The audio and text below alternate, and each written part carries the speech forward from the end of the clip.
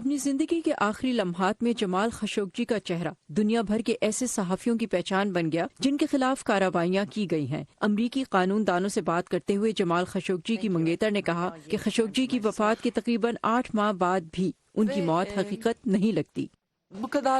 میں اب تک ان کے قتل کے واقعے کو ایک حقیقی شکل نہیں دے سکی۔ میں آج تک اس واقعے کو سمجھ ہی نہیں سکی۔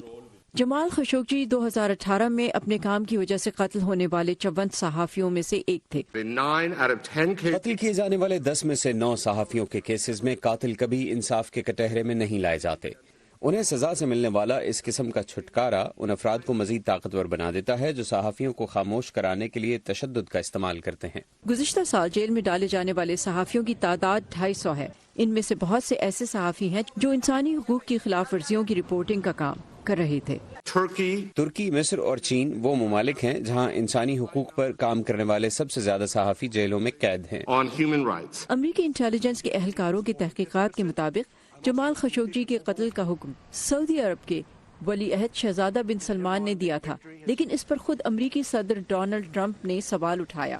مجھے امید ہے کہ کانگریس اس قتل کی بین الاقوامی تحقیقات کا آغاز کر سکتی ہے۔ کانگریس اس تفتیش میں رہنمائی کر سکتی ہے اور مجھے لگتا ہے کہ بین الاقوامی مفادات کو اقدار پر فوقیت نہیں دی جانی چاہیے، اور اتحادی ہونے کا مطلب یہ بھی ہو سکتا ہے کہ یہ لوگ جو اس قتل کے ذمہ داران ہیں انہیں انصاف کے کٹہرے میں لایا جائے۔ مجھے یقین ہے کہ صدر ٹرمپ بھی اس کارروائی کا آغاز کر سکتے ہیں۔ خود صدر ٹرمپ کی اپنی سیاسی جماعت سے منسلک قانون دان کہتے ہیں کہ سعودی عرب کو اس واقعے کے نتائج بھگتنے چاہیے۔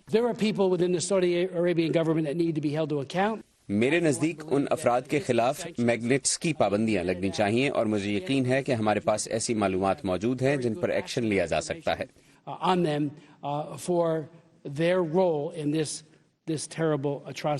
ماہرین کی رائے میں سعودی عرب پر معاشی اور سیکیورٹی اثر و رسوخ ہونے کے باعث امریکہ اس سلسلے میں سعودی حکومت پر دباؤ ڈال سکتا ہے، لیکن اس دباؤ سے بچنے کے لیے سعودی عرب کچھ اقدامات لے سکتا ہے، جیسے اپنی جیلوں میں قید ان انسانی حقوق کے کارکنوں کی سزائیں معاف کرے جن پہ دوران حراست مبینہ طور پر تشدد کیا جا رہا ہے۔